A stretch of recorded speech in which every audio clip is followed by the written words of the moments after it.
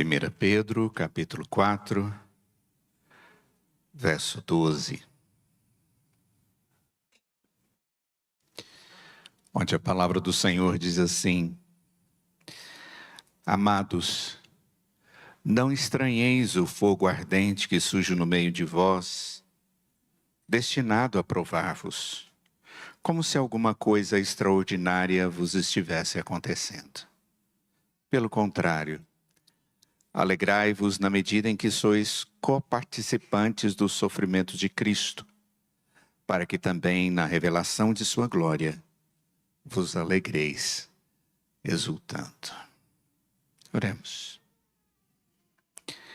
Ó Santo Deus, nós temos tido a grata alegria de vivermos na Tua presença, de sermos o Teu povo, de desfrutarmos da Tua graça, de sermos favorecidos pelo perdão dos nossos pecados através da obra perfeita do Teu Filho na cruz.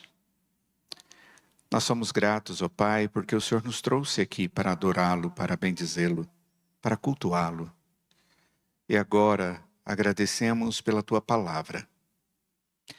Agradecemos porque a Tua palavra é viva e eficaz. A Tua palavra, ó Pai, esquadrinha e leva-nos à Tua presença, como nós somos. Permita, ó Deus, que esse seja um tempo onde a Tua palavra venha nos aperfeiçoar. Coloque no nosso coração, ó Pai, o desejo de sermos sinceros a Ti. E sinceros diante da Tua verdade. Em nome de Jesus. Amém. Queridos, o texto de 1 Pedro tem sido um grande desafio para mim. E vocês sabem muito bem disso, pois já vem acompanhando a exposição desse texto há algum tempo. E creio que o maior desafio que eu encontro no estudo de 1 Pedro não é simplesmente o conteúdo que eu encontro aqui, mas a forma com que Deus coloca esse conteúdo. Quando eu digo isso, eu me refiro ao fato de haver informações muito densas, coisas muito profundas nas palavras de Deus através do apóstolo Pedro. É como aquelas coisas que alguém fala e você diz assim: você pode repetir? E aí a pessoa termina e você fala: ainda não entendi. E aí essa conversa de não entendi ainda demora um tempinho. Até que depois de algum tempo você fala: comecei a entender. O texto de Pedro para mim é mais ou menos assim. Na verdade a escritura é cheia de coisas assim, mas Pedro é. Sabe por quê? Porque apesar de Pedro tratar de assuntos extremamente simples, e ele falar de uma maneira simples, o linguajar de Pedro é simples, ele fala de algo que tem a ver com uma experiência cotidiana que a gente precisa pensar de uma forma mais profunda e compreender a fim de que a nossa relação com Deus seja melhor. O tema, de uma maneira geral, na carta, é a vida santa. A vida santa para que nós possamos conviver com Deus santo. Mas é uma orientação pastoral que é repetida para que a gente viva, é ensinada em detalhes. Contudo, o que a gente percebe, e fica muito claro no contexto, é de que isso tem que ser vivenciado diante de uma realidade de vida dura. Onde os cristãos estão sendo aqueles que sofrem porque são cristãos. E talvez hoje eu pudesse começar com os amados, colocando da seguinte forma: você se sente sofrendo por ser um cristão? Ou a sua vida cristã é simplesmente tranquila? É algo que você não consegue ver nenhuma dificuldade.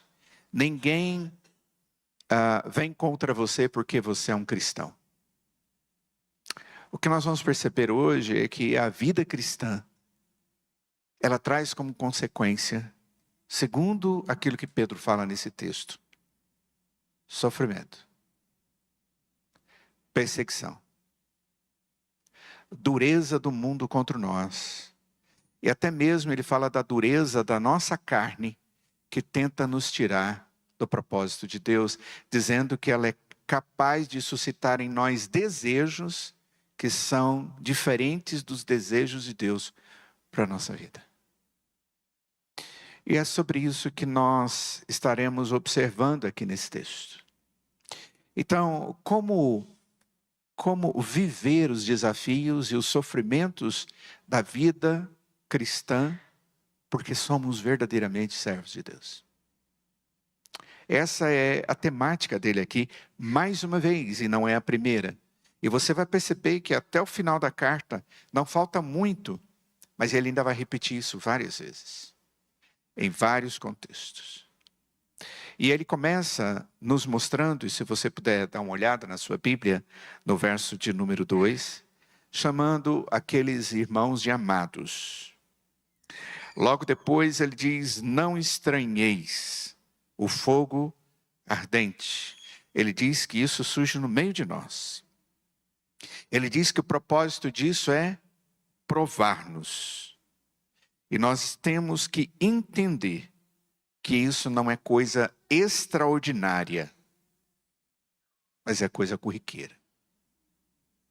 Essas são as coisas que ele coloca aqui no verso de número 12, e eu espero que Deus nos dê condição de compreender esses detalhes e que possamos entender o sofrer por Cristo como algo que é o desafio de Deus e que logo no comecinho do verso 13 ele diz que é glorioso. Quando o texto diz a respeito dos sofrimentos, aqui ele não está falando de qualquer sofrimento. E talvez, por isso, Pedro, mais uma vez, ele começa no verso 12, usando a palavra amados. Amados, exorto-vos como peregrinos e forasteiros que sois, a vos absterdes das paixões carnais que fazem guerra contra a alma. A palavra amados, ela acaba sendo usada em outros momentos pelo apóstolo Pedro. E quando ele o faz sempre mostrando uma situação difícil. É como se ele estivesse dizendo, olha, de novo eu estou usando a palavra amados. Mas eu estou fazendo isso porque eu vou falar de uma coisa tão dura e eu já tenho que começar dizendo que vocês estão comigo. E eu estou com vocês diante dessa situação. E mais uma vez, no texto, ele vai falar a respeito da relação com esses irmãos e vai chamá-los de amados. Se você observar, por exemplo, no verso 18 do capítulo 12, ele chama os crentes de servos. Servos. No versos 1 do capítulo 3 e verso 7 do capítulo 3, ele fala de esposas e depois maridos, ou na verdade mulheres, e depois ele fala de maridos. Mas no capítulo 2, no verso 11, ele diz amados. É a repetição da expressão. E ele vai dizer, eu vou exortar vocês, exatamente o que acontece no capítulo 4, verso 12. E qual a intenção dele? Ele diz para que vocês se abstenham das paixões da carne, que fazem guerra contra a alma. Mais uma vez, ele está fazendo uma grande advertência de algo que é difícil de vencer, mas ele diz, olha, eu estou falando isso como alguém que ama vocês, e como alguém que está com vocês, e que está aqui para ensinar vocês, para ajudá-los a vivenciar esse enorme desafio. Amados aqui são aqueles que ele diz que têm desejos da carne e que ele entende que são crentes, que são verdadeiros servos de Deus, porque ele já falou a respeito disso no capítulo 1. Pedro, em momento algum aqui, ele está escrevendo para incrédulos. Ele está escrevendo para uma comunidade de cristãos dispersos por causa do amor a Cristo, e que ele diz por 2 vezes no capítulo 1, no verso 1, e depois no verso 2, que estes são os que Deus elegeu para serem dele. Ele diz, vocês foram eleitos. E depois ele diz, e vocês foram eleitos para. E essa é uma expressão que dá uma ideia daquele que elege e daquele que vai em direção àquele que ele escolheu. Porque eleição tem a ver exatamente com essa ideia. A igreja do Senhor Jesus, ela é fruto dessa ação de Deus que vai em direção a um homem que necessita de Deus. Que vai em direção a um homem que é pecador e que necessita do tratamento dos seus pecados. Um homem que vive ansiedades e angústias que a vida lhe proporciona por causa do pecado, e que agora Deus vai em sua direção para acudi-lo. E esse ato de Deus, ao nos acudir, não é simplesmente para nos dar segurança, para nos dar um certo alívio, ou nos dar algumas sugestões a respeito de como a gente vence, por exemplo, a ansiedade ou a depressão. Mas vai muito mais além, porque Pedro vai dizer que essa igreja, ela é eleita para se tornar de Deus. Essas pessoas são chamadas para serem adotadas e fazer parte da família de Deus. Esse grupo de pessoas, eles são chamados, eles são convocados, eles são abençoados e são resgatados pelo Senhor para viver na sua intimidade. Só que em todo tempo Pedro diz, isso tem consequências. Isso tem consequências. Tem consequências boas e tem consequências difíceis, que às vezes nós não entendemos e dizemos que não são necessariamente boas, e que Pedro vai nos mostrar que não é bem assim. Então essa carta, ela é escrita para pessoas que Pedro entende quem são. Ele diz, vocês são de Deus, como eu sou de Deus. Deus os ama e me ama. E agora eu os trato como amados. Não simplesmente como amados de Deus, mas meus amados. É como se ele estivesse compartilhando com ele um sentimento, uma afetividade, mas ao mesmo tempo ele vai dizer, olha, eu vou tratar de um assunto que não é tão simples assim. E vocês são meus parceiros. A gente usa muito essa expressão hoje, né? E aí, parceirão? Ontem eu estava mandando um abraço para o irmão, estava fazendo aniversário. Eu chamei de amigo e uma expressão que eu usei para ele foi parceiro. É a expressão que eu usei. E essa ideia, parceiro, tem a ver com aquele que caminha comigo. Aquele que eu tenho prazer de caminhar com ele. Hoje mesmo eu falei para uma família que eu os vejo como parceiros. Essa é uma linguagem que dá a ideia de que nós nos envolvemos em algo comum. Então, quando quando Pedro chama aqui esses crentes de amados, ele está dando essa ideia de proximidade, mas está dando a ideia de que eles têm coisas em comum. A graça de Deus, a salvação, o perdão dos pecados. Eles têm Cristo no coração, eles têm as mesmas promessas de vida eterna, eles têm o Espírito Santo nos seus corações, mas eles vão compartilhar também outras coisas. E ele diz, amados, vamos dar uma olhada para essa situação. Vamos ver o que significa isso.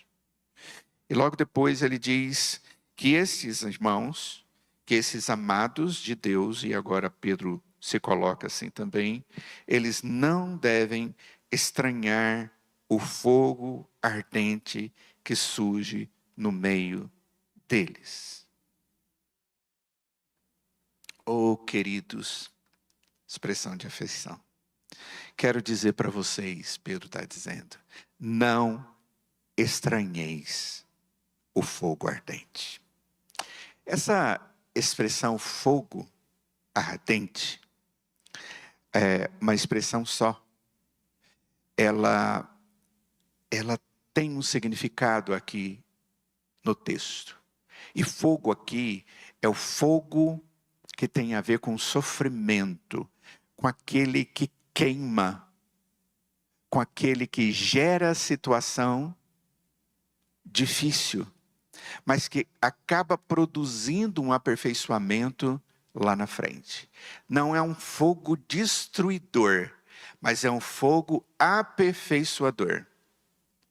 É interessante porque em outros momentos na Escritura, a Escritura vai falar sobre dificuldades ou tribulações que quando nós passamos por ela, lá na frente produz aperfeiçoamento. E aqui ele está iniciando exatamente um argumento que vai ter essa linha de pensamento e que vai nos levar a compreender esse fogo ardente sobre a vida do crente, sobre a vida do verdadeiro servo de Deus. E ele diz algo antes do fogo ardente, ele diz: não estranheis, não fiquem surpreendidos, não estejam dizendo, como assim? Como que eu posso passar por isso sendo um amado de Deus? E aí eu entendo porque ele usou a expressão amados antes. E talvez você vá entender porque em algum momento de grande dificuldade, por causa do amor a Cristo, você diz, como assim? Eu estou sendo fiel a Deus e agora porque eu estou sendo fiel a Deus, eu estou sofrendo alguma coisa. Estou sofrendo bullying. Eu estou sofrendo perseguição. Foi-me tirado oportunidades. Foi colocado sobre mim peso, questionamento, até mesmo dúvida a respeito da minha fé e do Deus que eu creio. Quantas vezes nós encontramos servos de Deus, verdadeiros servos de Deus, chegando e ficando bastante surpreendidos diante de situações como essa. E elas acontecem. Acontecem muito. Hoje, um jovem que está na escola, ele ser um crente, e todo mundo sabe que ele é crente dentro da escola, é um desafio. Hoje, um jovem cristão, dentro de uma escola, de uma universidade, defender a sua fé é um desafio. Porque é como se fosse o testemunho de ignorância, de incapacidade de raciocínio. Porque o raciocínio humano é que dá capacidade ao homem de julgar o que é certo e o que é errado. E ele é capaz de dizer que Deus não existe. E ele é capaz de dizer se esse Deus existe, ele é justo, ele não é justo, ele é aceitável e não é aceitável. Como se Deus dependesse de nós. Para ser quem ele é, para ter o poder que tem, fazer o que ele fez e aplicar o que ele fez de maneira eficaz na nossa vida. E o jovem acaba sendo alguém que sofre por causa disso. Esse texto, ele não está falando de sofrimento comum. Ele não está falando da dor da enfermidade. Ele não está falando da angústia de perseguição ou de situações por causa de partido político. Ele não está falando aqui de adversidade entre pessoas por torcerem por times diferentes. Ou por terem critérios de moralidade diferente. O texto aqui está sendo direcionado a crentes que sofrem perseguição e situações difíceis por causa da sua fé. E que muitas vezes ficam espantados. Como pode Deus permitir isso? Como pode Deus permitir uma situação dessa se eu estou sendo fiel a Ele? É isso que Pedro está dizendo. E isso é comum. Nossa, eu sou justo, sou piedoso, sou bonzinho, cuido das pessoas, faço mal para ninguém. A gente ouve muito aquelas coisas, né? Eu sou uma pessoa até mesmo que tem comportamento bom. Não bebo, não fumo, não isso, não aquilo. Mas aqui é sobre fé. Eu amo a Cristo. Isso não significa que eu tenho um antídoto e no mundo onde nós vivemos não seremos atingidos por causa da fé. Não estranheis, não se surpreenda se isso acontecer com você.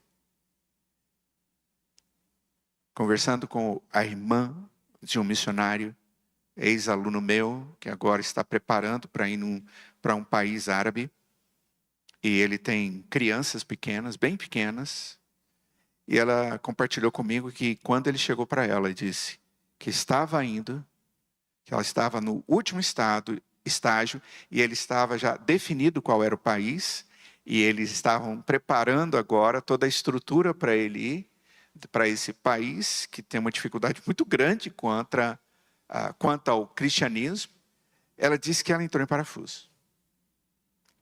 Ela não conseguia entender aquilo. Mas pode. Como é que você vai se dispor a isso? Você tem 3 filhos pequenos. Você vai sofrer. Você vai se angustiar. E nós vamos sofrer aqui por você também. E tudo mais. E ele disse, sabe qual foi a resposta do meu irmão para mim? A resposta foi, quem te disse que você está livre de sofrimento morando no Brasil e em qualquer outro lugar do mundo e sendo crente? Essa foi a resposta daquele irmão para sua irmã. E eu consigo entender isso. Eu creio que eu preciso levá-los a pensar e a compreender isso. Queridos, o sofrer por causa da fé ocorre em qualquer lugar. Ele simplesmente sabe que ele deve ser um cristão porque ele tem um chamado missionário, ele tem uma vocação, ele se preparou teologicamente, ele é um teólogo, ele é um pastor ordenado, ele é um indivíduo que está capacitado teoricamente, ele fez um curso de missões de alguns anos, ele tem um suporte da igreja, de pessoas, e ele sabe que Deus direcionou ele para lá, ficou claro isso. Domina uma língua, outra língua, os filhos estão fazendo isso. E agora eu vou. Mas e se você sofrer por causa disso? Alguns compreendem e vão, e vivem. Se tiver que sofrer, sofrerei. Mas outros dizem, Senhor, por que eu estou sofrendo? Essa turma aqui, é a turma que fala, Senhor, por que eu estou sofrendo? Afinal de contas, eu sou seu filho. Não surpreenda com o fogo ardente que surge no meio de vocês. Abram comigo o capítulo 1, primeiro. A partir do verso 6.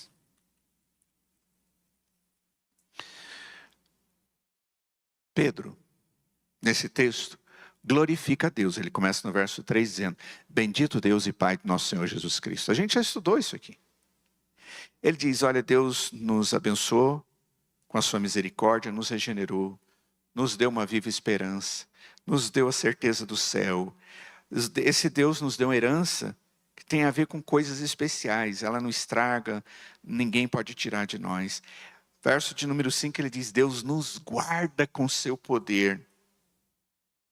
Ele nos salvou e agora nos guarda para uma salvação que você pode contar com ela. Quando Cristo voltar, você vai para o céu com Ele. Aí você fala, uau, bênção. Só que ele disse essas verdades para os crentes que estavam sendo perseguidos e que tinham sido expulsos das suas casas e perderam tudo o que tinham e fugiram para um lugar onde eles não podiam ficar falando muito a respeito da sua fé, porque o Império Romano estava matando os crentes. E porque os judeus estavam falando, olha, aquele é cristão, ele está escondido naquela segunda porta aí. Vai lá, prende ele e mata. Ainda ficava do lado vendo ser morto aquele que se dizia cristão. Ele está escrevendo para essa turma. E aí ele diz, olha, Deus traz promessas para vocês. Essas perseguições não fizeram com que as promessas caíssem. Por isso ele diz, verso de número 6, nisso sejam felizes, nisso exultais. Mas aí ele vem com uma palavra, ele diz, embora no presente, por breve tempo, se necessário, sejais contristados por várias provações. E ele diz, para que, uma vez confirmado o valor da vossa fé, muito mais preciosa do que o ouro perecível, mesmo apurado por fogo. Olha a palavra de novo. Redunde em louvor, glória e honra na revelação de Jesus Cristo. Tem algumas palavras aí no texto que são importantes. Por exemplo, ele diz ser contristados por várias provações. E essa palavra provações aí é testes. Para que, confirmado o valor da vossa fé, novamente no original essa palavra aí é ação de provar, é teste. Um teste que é apurado mesmo através da coisa mais dura, fogo. Dando a ideia de que é um teste de fogo. Já ouviram essa expressão? Teste de fogo? Vem disso aqui. É o teste que tira, que vê quais as impurezas que existem. Quando você põe o ouro e coloca o fogo em alta intensidade, e o ouro começa a ser claro ali, bem visto, e as impurezas escuras. E aí você tira aquilo que não é bom e deixa só aquilo que é perfeito. O teste é para purificar. O teste é para tornar melhor. O teste é para mostrar aquilo que não é bom.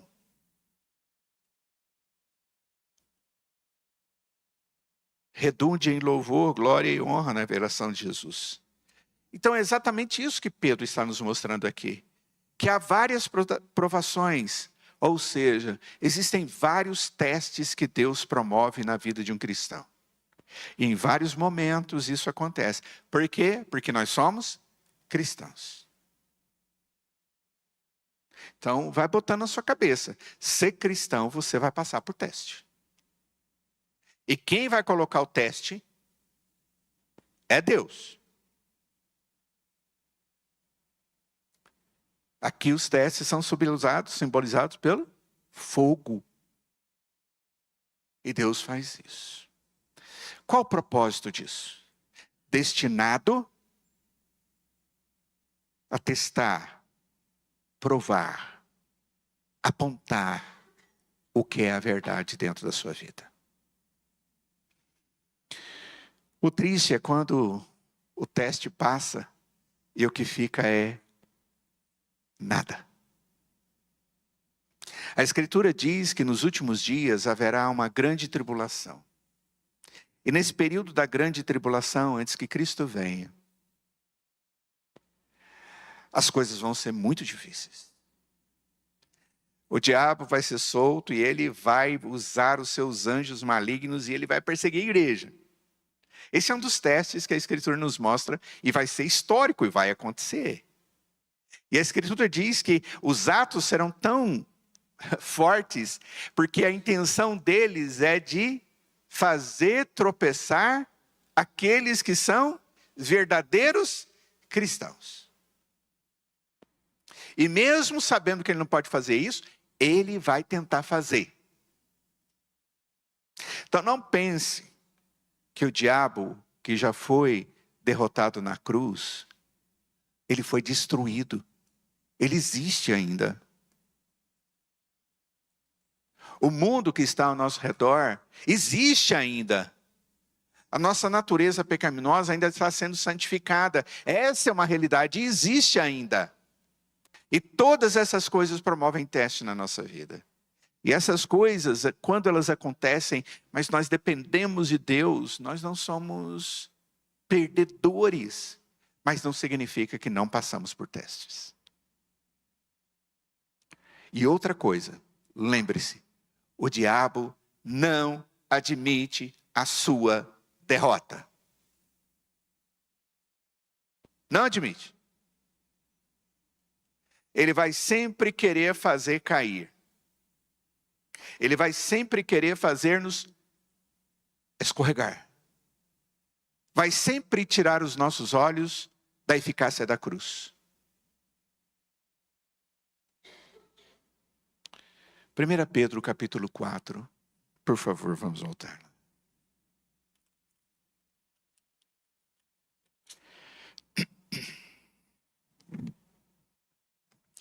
Versos 13 em diante. Logo depois daquilo que lemos, que é o verso 12. Pelo contrário, alegrai-vos na medida em que sois coparticipantes dos sofrimentos de Cristo, para que também na revelação de sua glória vos alegreis exultando. Se pelo nome de Cristo sois injuriados, bem-aventurados sois, porque sobre vós repousa o Espírito da glória de Deus. Não sofra, porém, nenhum de vós como assassino, ladrão, malfeitor, ou como quem se intromete em negócios de outrem, mas se sofrer como cristão. Observa, aqui tem a ver com sofrimento como cristão. Não se envergonhe disso. Antes, glorifique a Deus com esse nome. Sabe por quê? Porque você é coparticipante com Cristo, dando a ideia de Cristo sofreu porque ele era enviado por Deus, pelo Pai, para fazer uma obra justa, perfeita, maravilhosa, libertadora. Ele foi questionado, ele foi maltratado, ele foi esposoteado, ele foi morto. E agora o texto diz, olha, se você, por algum motivo, por ser cristão, sofre, você simplesmente está se tornando um co-participante com Cristo. Você está vivendo o propósito de Deus de fidelidade para a vida do seu servo, como Cristo mostrou que é ser servo. E ele foi servo, cumprindo todos os propósitos de Deus, até sofrendo a cruz. Foi fiel até a morte. Paulo diz isso. Se pelo nome de Cristo vocês são injuriados. No verso anterior diz, vocês são coparticipantes dos sofrimentos. Observem, todas as palavras têm a mesma ideia. O injuriado aqui é se você está sendo reprovado, maltratado, repreendido, porque você é um cristão. Diz, não sofra. Opa, tem um tipo de sofrimento que nós não podemos ter. Por agir como um gentio, um incrédulo. Um cristão, ele não deve ser tratado ou sofrer porque ele faz coisas erradas. Porque ele está dando mau testemunho de quem é Deus na sua vida. De que ele é um cristão. E ele diz, eu sou de Cristo. E alguém olha para a vida dele e diz, não é não. De jeito nenhum. Ó, você vai ser preso porque você fez isso. Você roubou.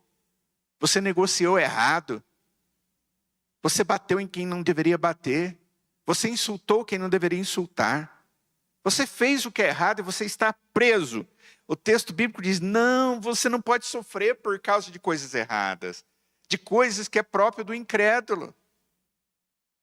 Não sofra por causa disso. Mas o sofrer por ser cristão, nisso existe glória. Porque você está tendo a mesma experiência que Cristo teve. Peraí, pastor, mas eu não sou Cristo, eu sei que não é. Mas você é um filho, como Cristo. Você é um herdeiro e co-herdeiro com Cristo. Ele é o primeiro, a Bíblia diz, primogênito entre os santos, que somos nós. Mas se sofrer como cristão, Não se envergonhe disso. Então, ao invés de levantar a voz e ficar dizendo, Senhor, por ser cristão estou sofrendo, não é possível que o Senhor está deixando isso. E Deus vai dizer, quem você pensa que você é? Para questionar os propósitos que eu tenho para a sua vida. Seja fiel até a morte. Porque assim você vai ter a coroa da vida.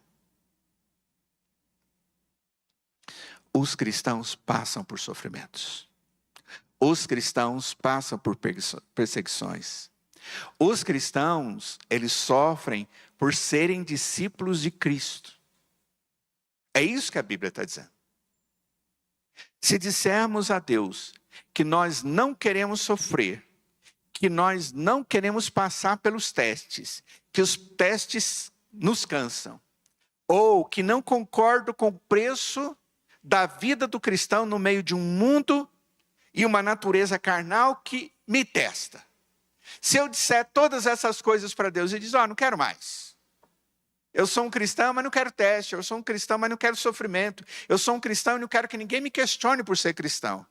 Não quero vida difícil por ser cristão. Se você fizer isso, se eu fizer isso, nós falhamos. Porque Deus tem propósito em tudo isso. Para nos aperfeiçoar. E aí ele diz, olha essa ideia aqui. Não fica assim espantado, como se alguma coisa extraordinária estivesse acontecendo. E aqui eu acho que é a parte principal do texto. Como se alguma coisa extraordinária vos estivesse acontecendo. É mais ou menos assim, eu traduziria o texto para ficar para um português melhor, usando o original sem adulterar. Não é algo estranho, não. Como se alguma coisa estranha. Não, o texto está dizendo, olha, não é algo estranho. É isso que Deus está afirmando. Passar por dificuldades porque você é um cristão, no meio de um mundo que não crê em Deus, não é extraordinário, não é estranho. A pergunta é, por que não é estranho? Eu acho muito bom, eu pesquisando nesse assunto aqui, eu encontrei um material do Dr. John Piper, um excelente proclamador do Evangelho, estudioso, e ele traz algumas ideias, e eu fui olhar, e realmente muito interessante.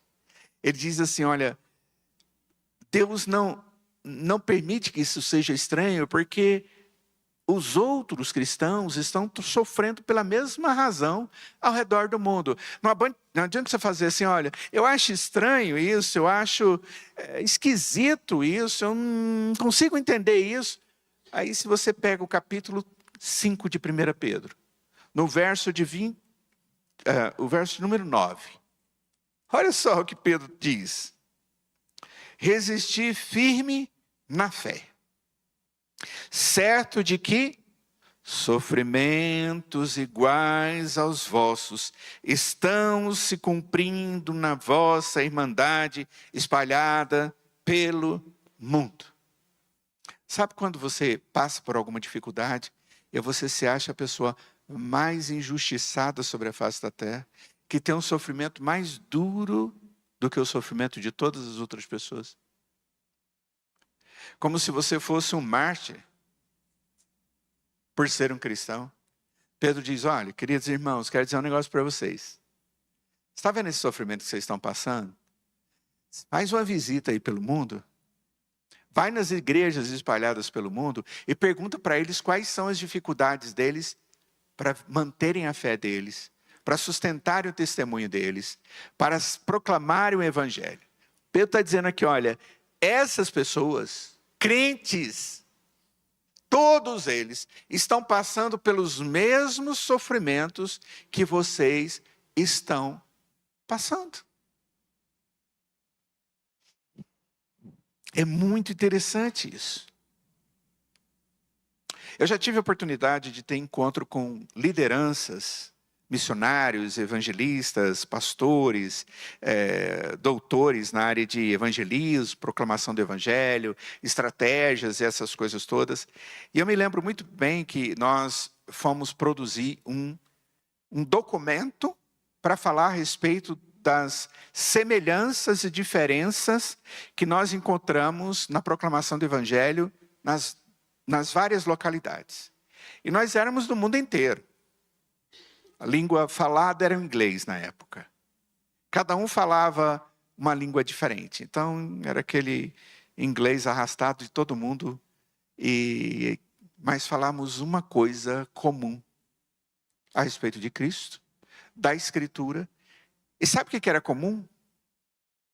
Quando o irmãozinho de Filipinas, que era vizinho de quarto, do meu quarto, falava a respeito das dificuldades do ser crente e testemunhar a Cristo no país dele, ou nas vilas remotas das Filipinas, que é um país que tem línguas diferentes, são vários dialetos. Vários dialetos, porque são todos diferentes. Ele fala das dificuldades e a gente anota. E aí vem o coleguinha, tinha alguns lá da Indonésia, e a gente anota. E aí vem o outro, o meu amigo de quarto era polonês, e a gente anota.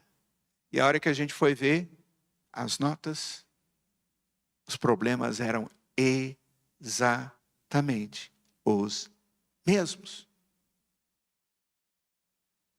O ser humano é o mesmo em qualquer lugar do mundo. É pecador em qualquer lugar do mundo. Precisa de misericórdia e graça de Deus em qualquer lugar do mundo. E sem Cristo não existe salvação em qualquer lugar do mundo. O diabo age em qualquer lugar do mundo. Persegue a igreja em qualquer lugar do mundo. É isso que Pedro está dizendo aqui nesse texto. Então, a primeira coisa, ele diz, não estranha demais a situação que você está passando, não. Porque o que você está passando, tudo quanto é crente no lugar, qualquer lugar no mundo que você for, está passando o mesmo problema. Não é só você. Está quebrando o indivíduo. Segunda coisa. 1 Coríntios capítulo 10, verso 13.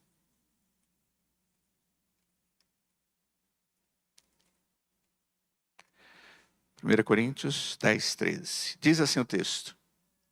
Não vos sobreveio tentação que não fosse humana. Os irmãos conhecem esse texto.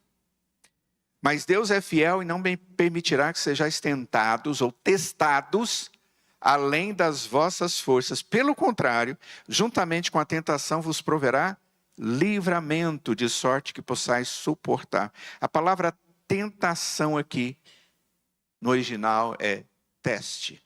O texto diz, não vos sobreveio teste que não fosse humano. Essa expressão que não fosse humano, no nosso português, eu acho também que acaba não ajudando a gente a compreender bem o texto. Tentação que não fosse humana, eu posso traduzir como tentação que não fosse comum aos homens. Tanto é que a nova versão internacional, é provável que alguém esteja usando ela aqui hoje, a NVI, ela traduz exatamente assim, tentação que não fosse comum aos homens. Ou seja, não é algo estranho. Pois o cristão, todos os cristãos estão acostumados, estão se acostumando e sabem dessa situação. Então eles dizem assim, olha, o que está acontecendo? Eu estou achando estranho. Porque eu sou crente, eu sou perseguido, eu tenho dificuldade porque eu sou um cristão. Achando estranho por quê? Porque tentação, teste, é comum para todos os cristãos. É isso que o texto diz. Como também é comum para todo cristão, saber que o mesmo Deus que testa é o Deus que providencia meio de vitória. Então para de achar que isso é estranho. Os cristãos sabem que outros, como ele, passam por testes, dificuldades, porque são cristãos. Um outro texto. 1 Tessalonicenses capítulo 3, verso 3.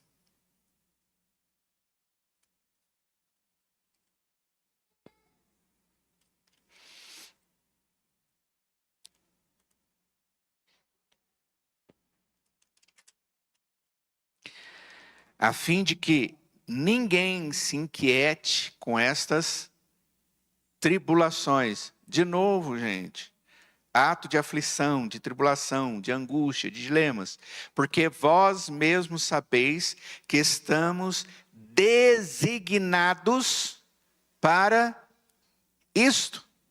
Senhor amado, você já tinha lido isso na sua Bíblia? Você já tinha lido isso na sua Bíblia?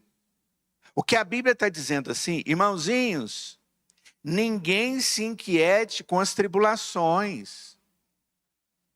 Por quê? Porque você, cristão, você está designado para a tribulação. É isso que o texto está dizendo. Aí você fala, meu Deus do céu, ser cristão significa passar por tribulação? É isso que a Escritura está dizendo.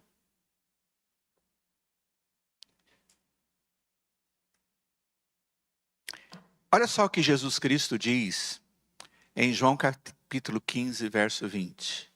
São as palavras de Jesus que corroboram com isso aqui.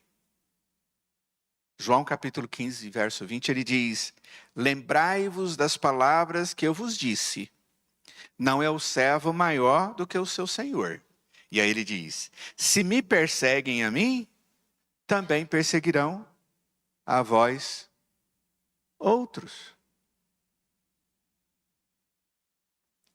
Irmãos, eu posso continuar aqui mostrando uma sequência de textos, como 1 Pedro capítulo 4, verso 4, que é um texto anterior àquele que nós estamos olhando, onde o texto diz, por isso, difamando-vos, estranham que não concorrais com eles ao mesmo excesso de devassidão. E a palavra estranhar aqui não está sendo direcionada aos crentes, mas está dizendo assim, os incrédulos, eles estão estranhando porque vocês não estão vivendo como eles vivem.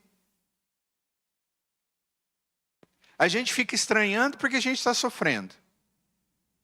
E acha que não pode. Eu não posso sofrer porque eu sou um crente. Afinal de contas, eu sou eleito de Deus. Ele cuida de mim, Ele me ama. Ele traz vitória, Ele diz que eu sou mais do que vencedor. Tudo isso. Eu digo, eu estranho porque não é possível. E aí o texto diz, não, olha, acorda. Cristão sofre. Se ele é verdadeiro servo de Deus, ele tem um mundo que vai correr atrás dele e vai perseguir ele. Ele tem um diabo que vai fazer isso. E a sua própria natureza vai querer te dar umas quedas, gerando uns desejos que você não deveria ter. O próprio Senhor Jesus diz, olha, eles me perseguem, vocês acham que vocês são melhores do que a mim? Vão perseguir vocês também. Ele estava dizendo isso aqui para os discípulos. E aí, os incrédulos estão achando estranho, porque os crentes não fazem as coisas que eles fazem. Olha como o estranho aqui é diferente. Eles olham para nós e dizem, vocês são crentes. Olha que vida. Eles têm princípio. Eles amam um ao outro. Eles servem ao Senhor, eles cultuam o Senhor. Eles oram. Eles dependem de Deus.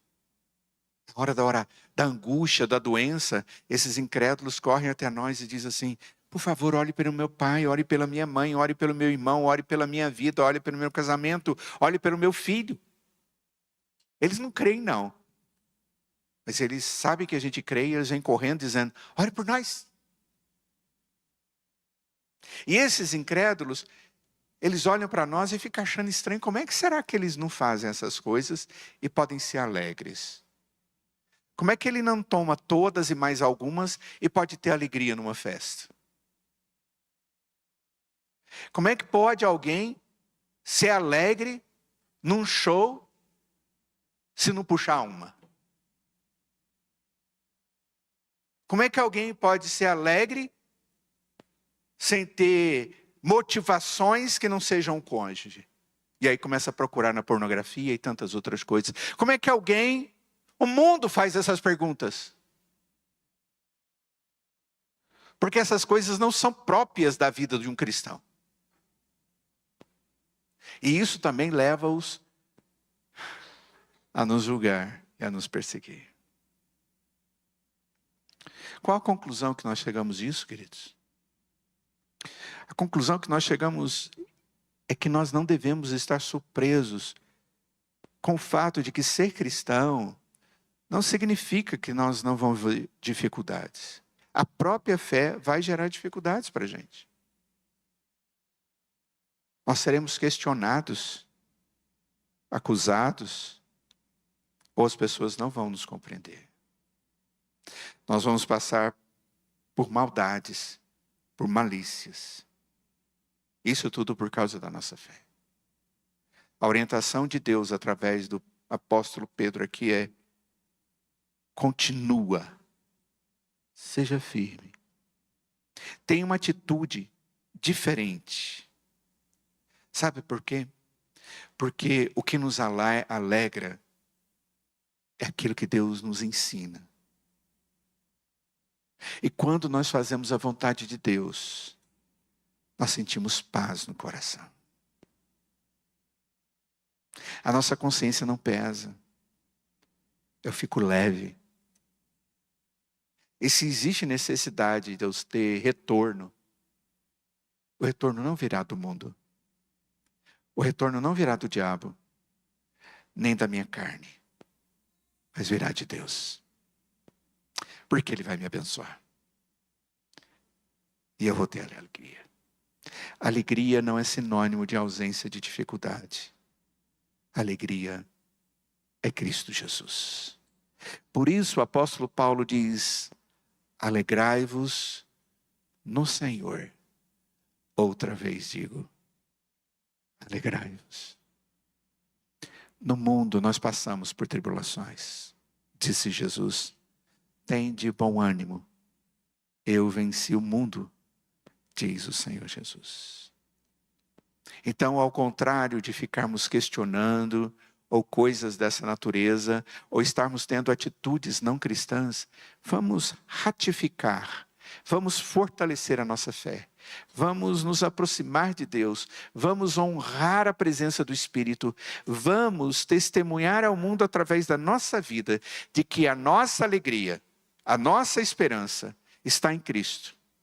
E que Ele é que nos habilita a vivermos em fidelidade. E se alguma consequência por causa dessa fidelidade haverá de acontecer, não importa.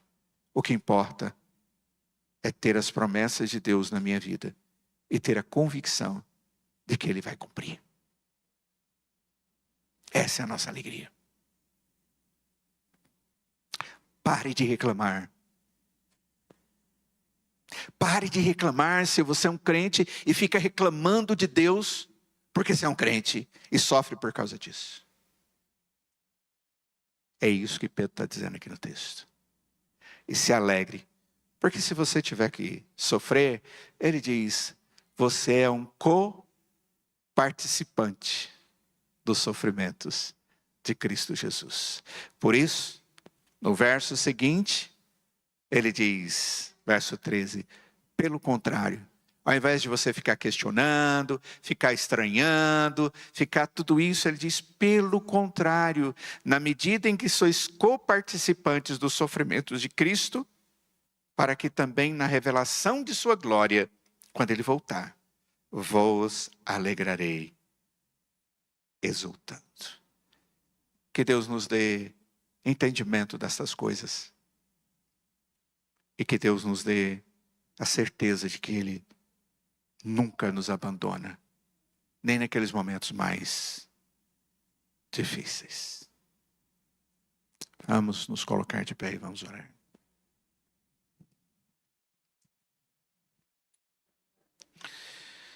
Ó Deus,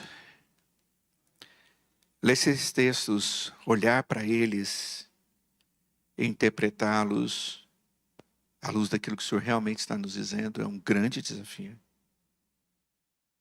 Mas ao mesmo tempo, Deus, Nós sabemos que isso é possível através da sua graça, que é eficaz e que nos conduz à vitória. Ó Deus, livra-nos da tristeza de sermos encontrados desonrando ao Senhor, desonrando a sua palavra. Mas que nós possamos, diante dos desafios, sermos encontrados fiéis diante do Senhor e diante do teu povo e diante do mundo. Fortaleça-nos individualmente e nos fortaleça também como igreja, para vivermos de maneira piedosa, proclamando o teu evangelho. Ó Deus, leva-nos em paz para os nossos lares. E nos dê uma semana produtiva, uma semana de comunhão contigo. E que todos os desafios a gente possa lembrar que o Senhor está por perto. Nós possamos lembrar, ó Pai, que o Senhor com teu Espírito é que nos dirige. Que a tua palavra nos corrige. Que o teu Espírito nos habilita e nos consola. Que essa semana seja uma semana para te bendizer assim, através da fidelidade. E se em algum momento tivermos dificuldade porque somos servos do Senhor, ó Deus, faça-nos lembrar dessas verdades que o apóstolo Pedro nos falou, orientado pelo teu Espírito. Que possamos guardar essas verdades e vivermos vida cristã de intrepidez. Em nome de Jesus é que nós te pedimos e imploramos que a graça do Senhor Jesus, que o amor de Deus o Pai, que a comunhão e as santas consolações do Espírito nos sustente, nos abençoe, nos conduza hoje para todo sempre.